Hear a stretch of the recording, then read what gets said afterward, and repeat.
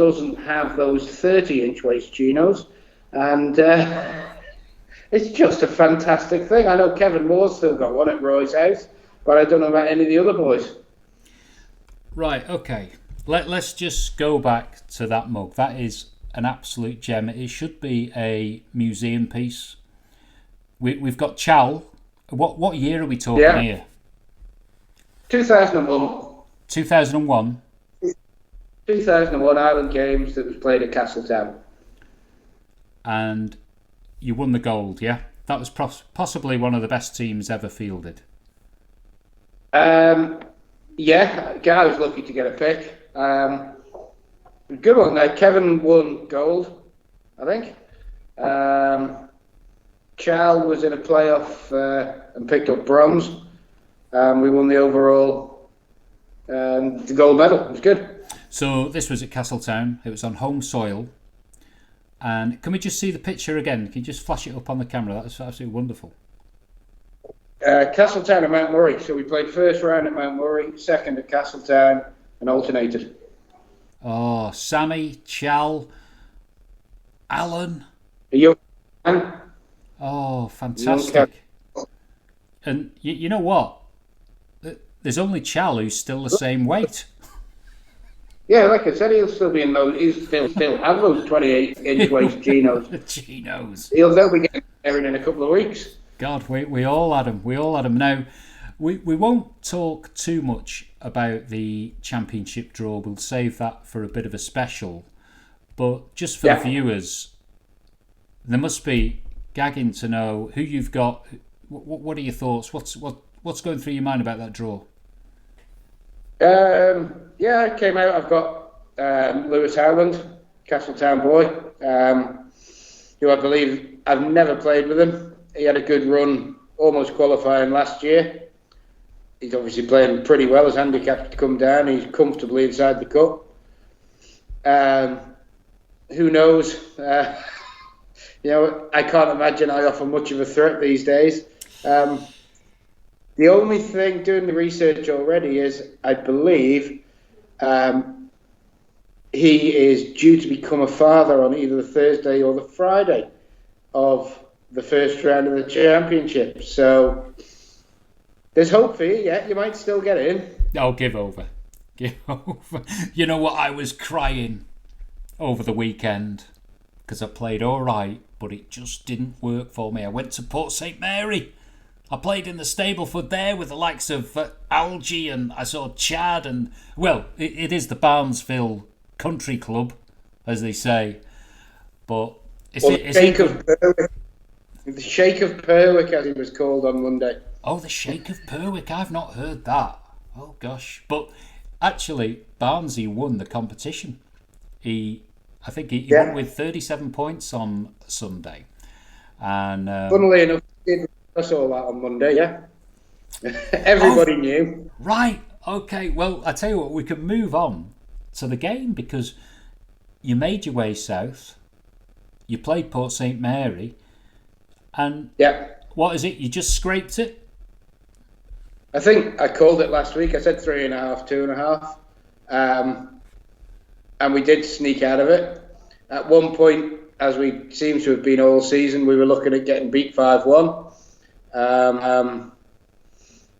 We managed to get out of it. I sneaked a 1-up win, and a couple of the boys turned it round.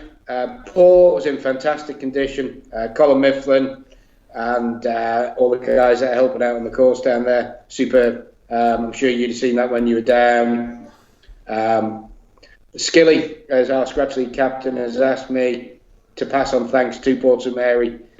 1 for the condition of the course, but 2 for putting the food on. Results went in our favour. Peter Knight was 2 down against the Shake with 4 to play and managed to sneak a win, which ultimately went in our favour. So, just tell me about your game then. I had the pleasure of playing with Patrick Gandy. Any of the Gandys are always good company. I was a couple down. Not through. I played all right for the last 6 holes and managed to get out of it 1 up. There wasn't much in it. A half probably would have been a fair result for Pat, but it was good. It was always nice to play with any of the Gandys. And what he did tell me that was interesting is the matriarch of the Gandy family, the wonderful Jules, now has an official playing handicap. So there's another one of them on the links. Kidding? Yep, I believe Jules has got a 48 handicap at the port, and she's good to go. Oh, that is fantastic news. Fantastic news, and it's all going to be in the DNA. We know that. We know that. So I'm just going to have a look at the rest of the scores. So you had the horn blower, affectionately known, the hard-working secretary of IOM Golf. He had Robbie Noon, and it went 3-2. Now, the form that Robbie Noon's in, you'd be looking at, 6-5? But was there any edge in the game? Was there any chance there? I don't know much about that one. I know Rob was up all the way, really. Probably wasn't troubled too much. So yeah, that's one that's gone to the form book. Couple didn't. I think Chad gave Peter Glover a bit of a pasting. Right. 4 and 3. I would have Glover to beat anyone on the island. So that's quite a result for Chad, isn't it? Maybe it could be worth a look at in the championship, because that is a big result. Yeah, good result. Yeah, 4 and 3. Anytime you beat, or you can turn Peter over that, you've obviously played well. I think, sadly, looking at the draw for the champs, and I know we don't want to labour on that, is the two Port St Mary boys in the draw have come out against each other. I know. What are the odds on that? What are the odds? And you wouldn't want to call it, but fair play to them. Let's hope they just have a good run, you know. They're on the journey. So we had Kevin and Jay had a half. Graham Roger beat Steve Skillicorn. Yeah. What's all that about? I don't know. Good result for the man formerly known as Jonathan Cork's brother-in-law, making a name for himself now. Good win, that, beating Skilly. Skilly is always tough to play. Fair play to him. Good win as well, but comfortable win.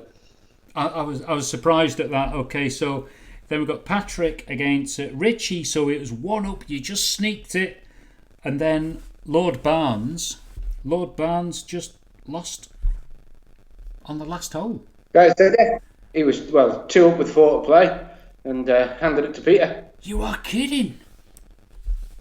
Wow, that could be a significant result, I think, for the league table.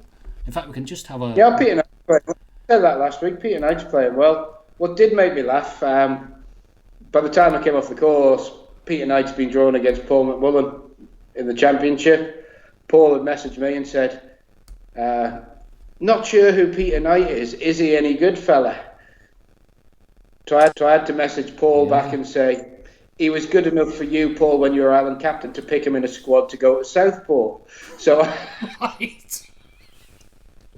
Oh dear! Oh, the memory's doing well. Okay. Yeah.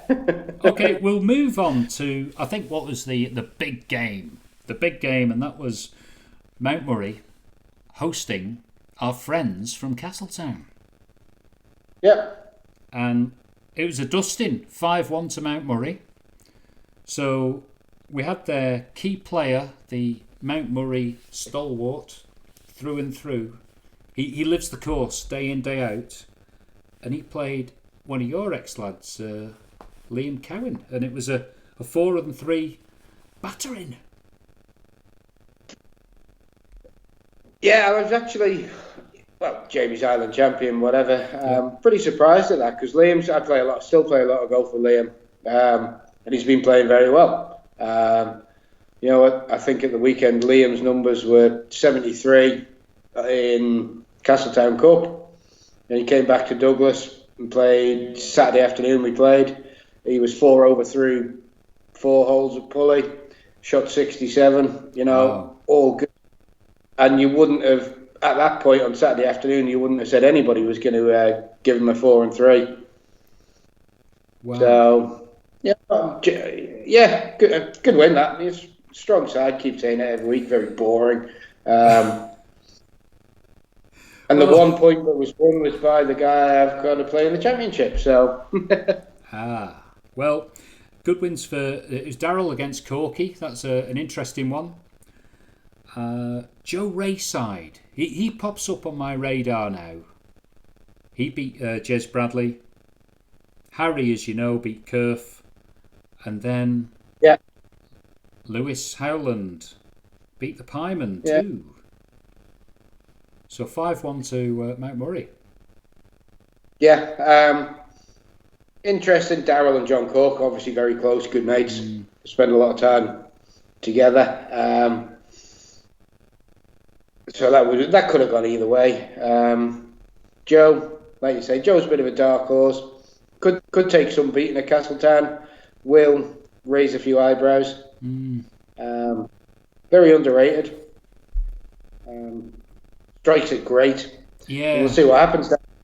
He's good. Interesting one to follow. So that was that. So I've just got the league table, and we've got Mount Murray at the top. So that's on the screen now, Richie. They've got it's 4 out of 4. It's 12 points. They are streaking ahead with Douglas just ahead of the Royal Rowney on 9 points, and then there's a gap. So Castletown are going to be looking. They're hungry for a win, aren't they?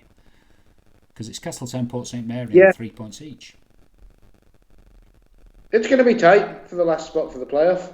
There's no denying it. I think ourselves, Douglas and Mount Murray, you can pretty much nail on who's going to be there. And then it's about home advantage, whatever, the way the playoffs work. But yeah, it's going to be interesting to see who sneaks into fourth.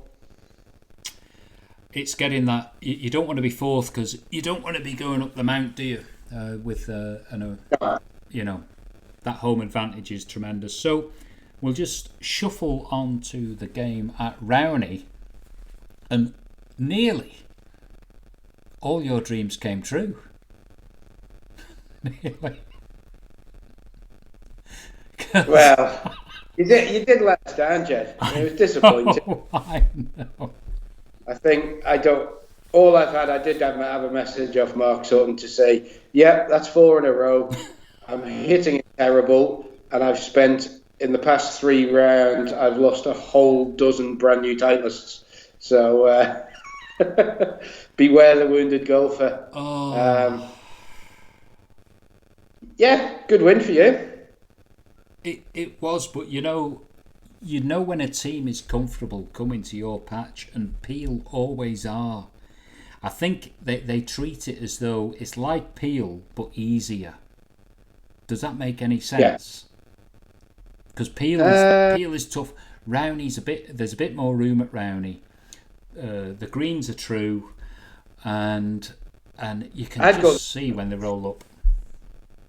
I'd go the other way. I've always found I could score better at Peel than Rowney. Wow. Yeah, I've always been a fan of going to Peel. I've always rubbed my hands and done well there.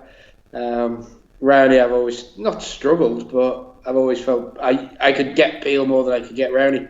Wow, it's funny, isn't it? What's the psychology of local golf? Nothing on the right at Peel. You can just hit it left all day and it's fine.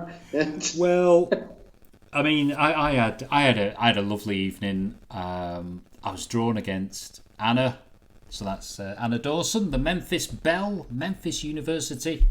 So we had a great chat. It was great learning about that and just seeing the discipline she's got in her game that's almost regimented before each shot. It's worth taking a lesson on that. I tell you, you're a keen golfer out there. Just get more organised on what you do and have a routine, because she was a great demonstrator of that. Good ambassador as well for a college and for the Isle of Man. And good luck to Anna, because I think she's going to the UK to try and perform on the circuit over there. So best of luck to her. Her sister apparently is a hot tip in the ladies' championship. So that is Leah and a 2 handicap. So So very high standard of golf there. Now the other games, because I managed to just sneak a win because there was a bit of pressure on there, as you can imagine. But fortunately, Pie is stealing the Rowney limelight with a sequence of defeats week in, week out. So we had Paul Lowy. He beat that Danny Bell. That Danny Bell's handy, isn't he? I think I said that in week one. Yeah. He's good. He is good. He's handy. He's handy. You know, obviously pushed. If you're pushing Paul 17 holes at Rowney, you know, I don't know. Somebody was saying to me that Paul at the weekend shot 65 or 66. Yeah. Rowney with a 9 or something on his card. You know, it's. Yeah. So you don't turn that off overnight when you're in that kind of form. So Danny's done well at pushing 17 holes. I'm a big fan of Paul, but when I see him strike a ball, it's just above and beyond other golfers, and I just wonder where he could have got to. I don't know where he can go, but he's hitting it. It's like a rifle going off now when you hear him on the course. He's absolutely stunning. So look out for him in the championship, obviously. So we had a series of wins. Good to see Jack winning and Matt, but we had a few new visitors, a few new players in the Peel Scratch League. So we had Rory and Fraser joining the team for the first time. So that was good. And I must mention Matt Astall. He is a sponsor for Rowney Golf Week, which starts on Saturday. So if you're coming down, play in Matt Astall's Construction Greensome on the Thursday. And I played the course tonight. The greens are in good nick, but we've actually got Ramsey Golf Week next week, haven't we, as well? Which is great planning by the gurus of Isle of Man golfing events and so forth. Yeah, it is always frustrating when the golf weeks clash. And I thought this year, especially, that the clubs were going to put their heads together and try and rattle it out so they weren't overlapping. Because I know we've put the Douglas Golf Week, the B&B Festival of Golf, as it is, sponsored by Dennis Brown down at B&B. We've pushed ours all the way back to, I think, the third week of August. You know, so we can get everybody else can get their golf weeks in. You can get the championship done. You can get all the other things done, and ours will be at the back end. So it is frustrating when people's weeks clash. I don't know what happened. I think it will be the COVID nightmare that maybe rearranged the schedules. But we'd all planned to go on a grand day out to Ramsey, because Monday is the Town Cup, which is one of the biggest competitions of the year, isn't it, Richard? It's something to behold. And a few of us had planned to play and support Ramsey, but unfortunately that's not quite possible now, is it? I don't know what's happened there then, Jed. Well, I mean, unfortunately it's clashed with our Scratch League match with Castletown away at Langness, and right. A few of us had planned to support the Ramsey Golf Club and this fantastic event. I mean, it just goes back many, many years as one of the premier events to play in on the Isle of Man, and just to ask, you know, to perhaps move a Scratch League fixture just to Tuesday, Wednesday, Thursday, Friday, maybe Sunday. I don't know. I don't know what options would have been open, but that isn't possible now. So we're heading down to Derby Haven on Monday. So whose decision would have been? Oh, well, obviously it's between Castletown and ourselves, but it's like any time. I mean, if it's a bit misty or something, you can change your fixture to a Thursday, maybe, quite simply, like almost with a drop of a hat. But gonna call you out on that one, Jed. You know, you being a boy from the north, wanting to go back down there, service your own interests, put your own playing needs ahead of that of the Scratch League team and ahead of that of the Rowney Golf Club. I think you've got to look at yourself, put self-interest there. I wouldn't look at it that way. I think it's just a calendar problem, but you can't move the Ramsey Town Cup, but you can move a Scratch League match. You can always, you always knew the pecking order: country, county, club, self. You've got to put the club ahead of playing for yourself. And if it was only you going up, you're letting the other 5 guys down there, Jed. Oh, I know, but there's other players as well. But anyway, it's done. We'll go to Castletown and we'll be sporting and give them a full game, for sure. Because I think it's important for us to just try and maybe scrape half a point. That'd be really handy for the league table. We'll put the league table up on the screen that you can't see. Yes, there we are. So there we go. So yeah, I think we're just with another half point and we're virtually secure on getting that top 4. But really, we'd like to be where you are, which is second place, and then you've got home advantage, which is so much, isn't it? So much in these things. Yeah. Oh yeah. Especially for the semi-final games. Whatever happens in the final happens. But home advantage in the semi is a big one because it gives you it's a bit of a lever to then get through that game and get to the final and take that as it comes. But yeah, I think you guys will be fine. You've done well to get where you are with literally a 5-man side. It's somebody he's going to have to step up and perform at some point. So yeah, you'll be fine. You guys will be fine. We're talking about the former Ireland champion. I don't know what the backstory is. I don't know where he's going, but it's not been good, has it? The pieman. He's just hitting it everywhere off the tee. I mean, back in the heyday, he was there with one of those ERC drivers. Remember it? It was like a trampoline bouncing around all over the place. Yeah. I imagine if form and technique are anything to go by, there's an awful lot of balls left. Okay, I mean you've played with the 3 Suttons. Okay, the best ball. Yeah. Who's the best ball striker out of the 3 of them? I mean, there may be more now. Davy was best. Yeah, Davy. Incredible. Most successful, obviously, Jules. Pye just has an incredible knack of scoring. Doesn't have to play well, but can score. It's a remarkable dynasty, isn't it? What we've got because even Julian, he's more like Pye, isn't he? He'll just kind of the ball just appears in the green, doesn't it? I don't know how, but when Davy would hit a ball, you couldn't help but watch the ball strike. So much crisper, cleaner. Yeah, Dave was good. It's just a pity he keeps threatening to come back. He was messaging during lockdown saying, like, right, me and Davey, Pye and Ian Kelly, we'll get together this summer, we'll go and play. Recreate the good old days. But now the golf courses are open, he's disappeared again. So, you just before we finish, where's Ian Kelly these days? What's happening? Member of Douglas, back playing a little bit again. Obviously, he's been involved with the physio clinic and various things that he does, Optimum Physio. He's back playing a bit. I think he got his handicap back. He's off 6 point something now.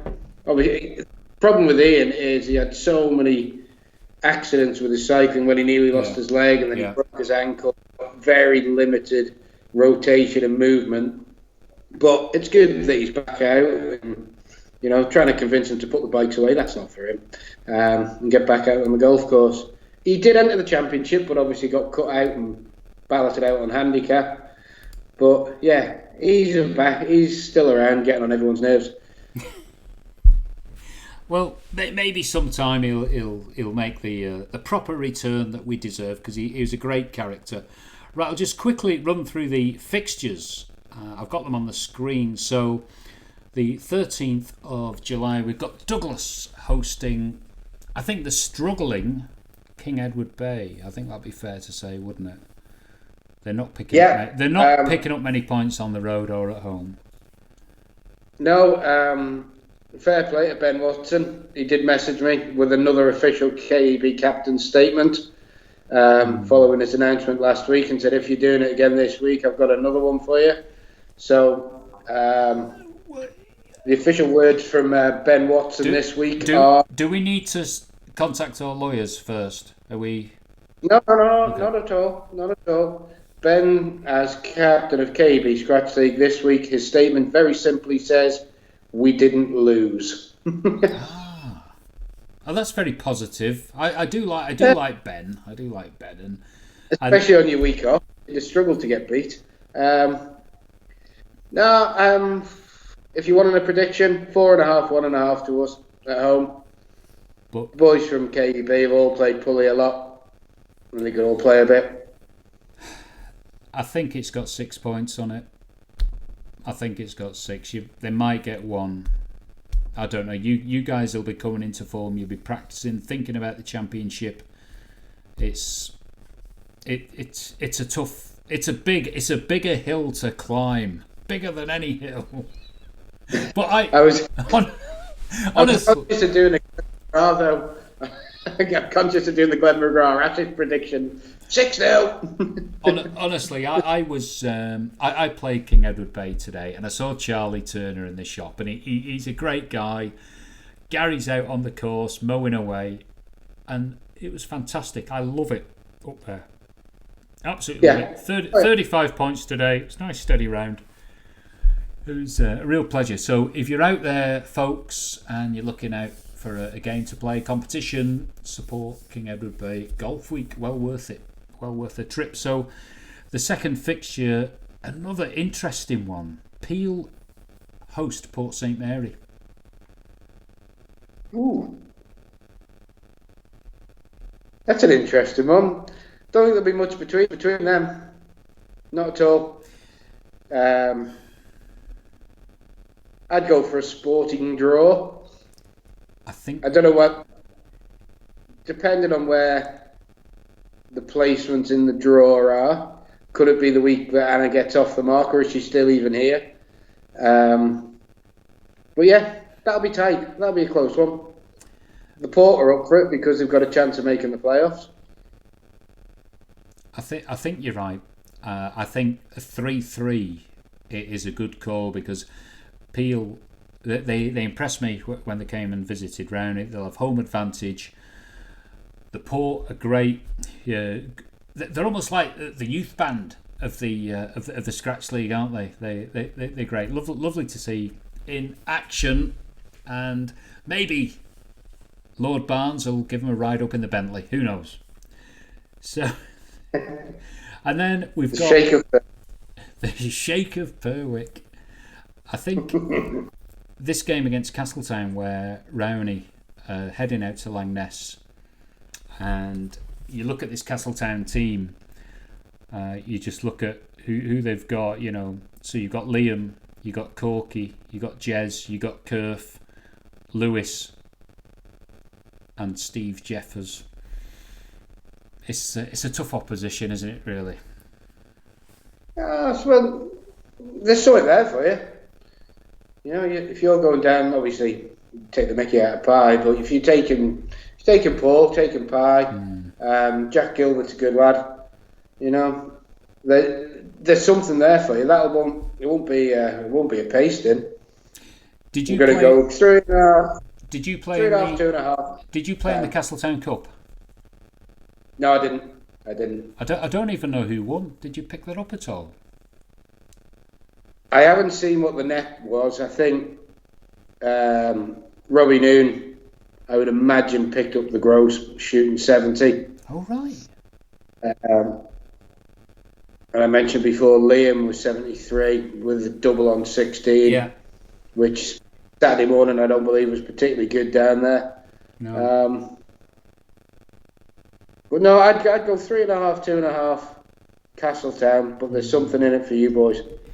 If we could just pick up that third, you know, that 3-pointer, it'd be really handy, because what you don't want to do is finish in that 4th spot and be heading up to Santander in the semi-final. That's really, now it's about, if we can get 3rd, we might get a game away at you, and we might, you know, we might just have a chance there. I think the boys prefer Douglas. as opposed to an away game. It's not because you would prefer to come to Douglas and go to Santon. I think so. I think so. Yeah,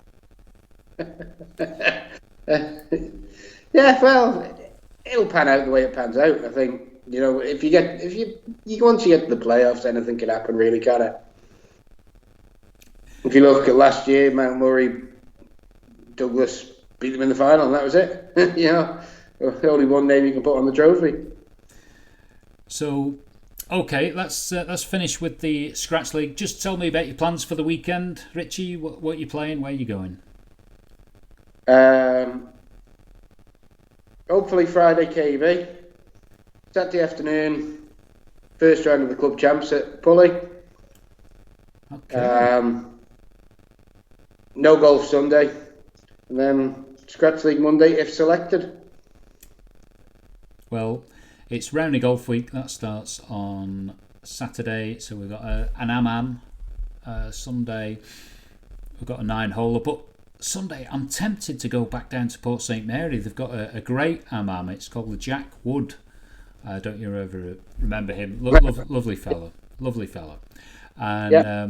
And I've got an inkling to head down there, maybe for the afternoon, and have a bit of a soiree in the Amman. I've become a bit of a fan of it down there at the port. So it's in tremendous nick. So if anyone's out there, just have a think about that. Maybe venture down south. And I tell you what, when I played on Sunday, the TV tower behind the par 3.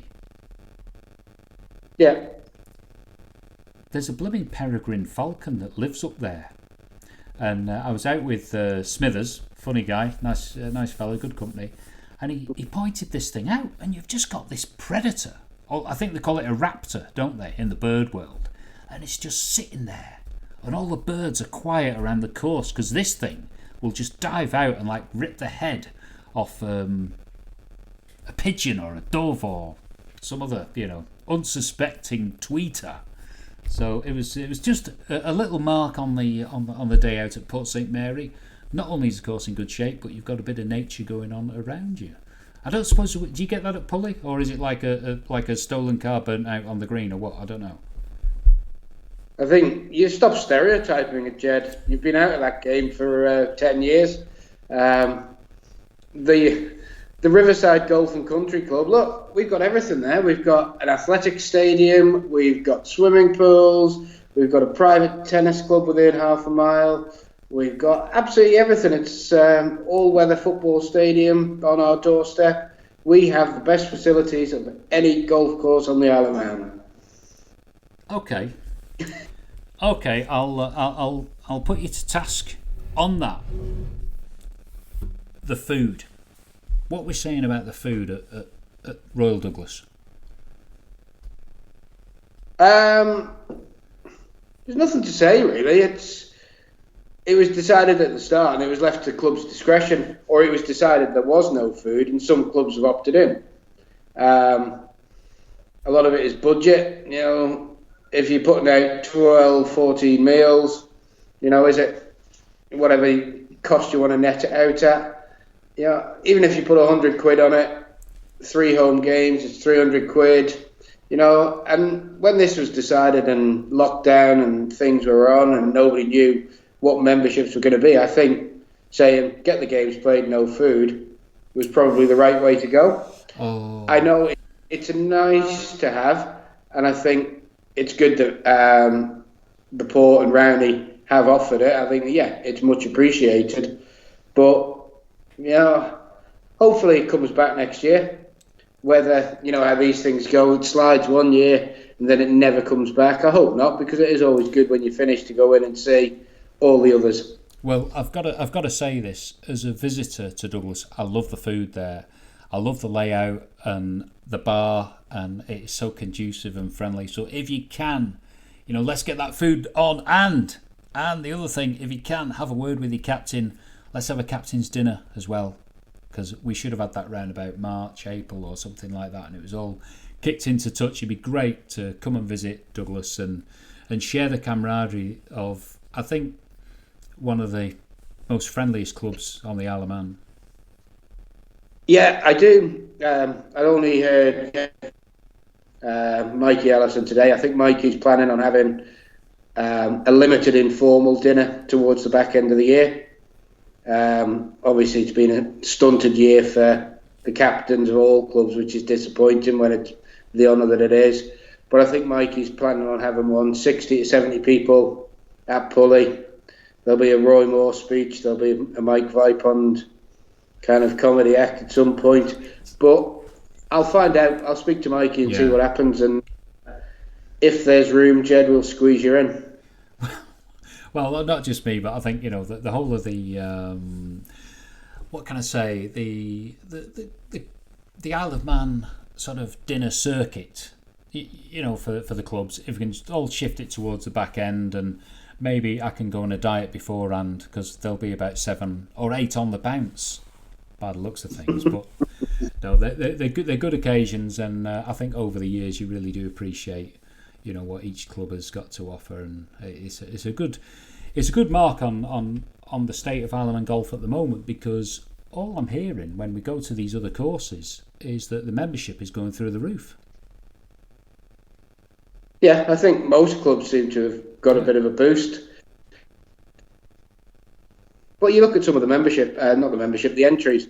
I believe there was 197 or 198 played Castletown Cup. Yeah. Astonishing. If you're getting 200 guys across that golf course in a day, it's fantastic. I don't know what you're like at Rowney, but we're pulling a Pulley 130, 140 on a Saturday, 80 to 90 on a Sunday, 100 on a Tuesday in club night. So across the week, we seem to be racking up about 300 competition entries in a 7-day period, and that's pretty strong. I'm aware that there's a theory behind all of this. I know, and it is that cycling is boring, and that the cyclists who were pre-golfers are now coming back to playing around on Saturdays and Sundays. I haven't really seen any cyclists coming back to Pulley. We've had a bit of a pick up from some of the football lads.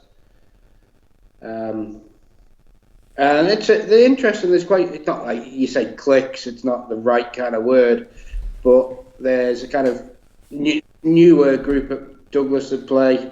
There's about 8, 12 of them Saturday afternoon. They all seem to have links to St Mary's Football Club. Playing days are over. Yeah. They're still young enough to want to be involved in sport. The football's gone. One of them joins, 4 more follow, and all of a sudden there's a dozen there. And they're all regular Saturday members, club night members. And it's nice to see those kind of pockets picking up in different golf clubs.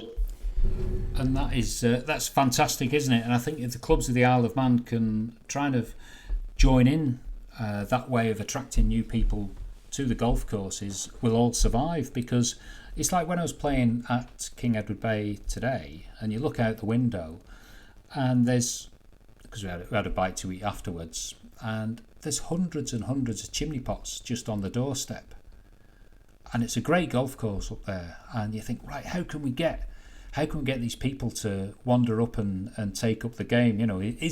Should we have academies where people can learn properly, or almost school the way into the golf course? You see what I mean?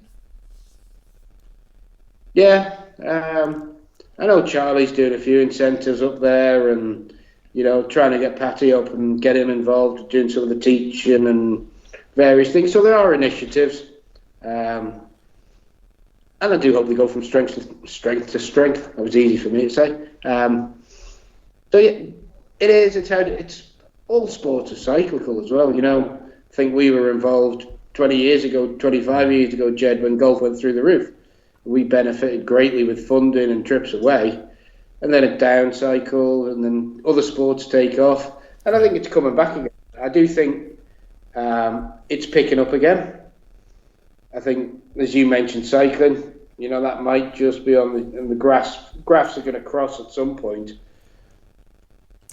I think what's happened is, I think that the clubs have realised that we need to have a focus on the juniors, which is good. Yeah. But really, where Rowney succeeds is we've picked up the football club, so that's Rushden United. So we've picked up, say, 15 fellas, and they can hit the ball a mile and they're winning everything. But we've had John Tinsley, our coach, who's got the academy on Sunday morning, and you've got 15 ladies down there. And they're absolutely loving it, and they're learning the game, and he makes it simple. He gets the chipping and the putting sorted, and then they're away out on the course. So it does work, and there is an appeal. I don't know what it is. I can't put my finger on it. I think maybe you're right. It's cyclical, where golf is just coming round again. So with a bit of luck, we've got all these people living on the Isle of Man trapped under lockdown. The only place you can go on holiday is Guernsey, which is 25 miles square with 62,000 people. And really, the Isle of Man, we've got these wonderful golf courses. We've got 8 of them. So come on, everyone out there, get yourselves out golfing. Marvellous. Yeah, fully agreed. Right then, Rich. So we'll have a bit of a preamble after next week's Scratch League, and let's do, I don't know, do you think we could do like a game by game forecast for the 64 in the match play? Would you be willing to do that? Obviously avoiding your own match against Lewis Howland. Well, not really. Let's put you down for a win. Put you down for a win. I would suggest the only way to do it fairly is flip a coin. Whoever wins the toss goes first, and then you pick one from each game in order. So if you won, you start at the top and you'll go, I think Charlie Garside and Joe Rayside is first out. So if you took first pick, right, you get pick number 1. I'll pick game 2, 3, 4, 5, 6. Okay. And then we'll match debrief after and see how far adrift we were. Well, obviously on Golf Pirate TV, we do not want to support and endorse gambling, but on this occasion, I think we should have a tenner on it. All in, yeah. All in, happy right. With that. We'll go for that. Okay, right. Lovely to chat there, Richard. So play well at the weekend. And you, sir? Yeah. Yeah, maybe I'll get my handicap down to 4.5 this weekend. I did try, but oh dear, the pain. So right, okay, we'll catch up again, and that'll be say Monday, Tuesday, hopefully. Perfect. Thanks, Jed. Take care, mate.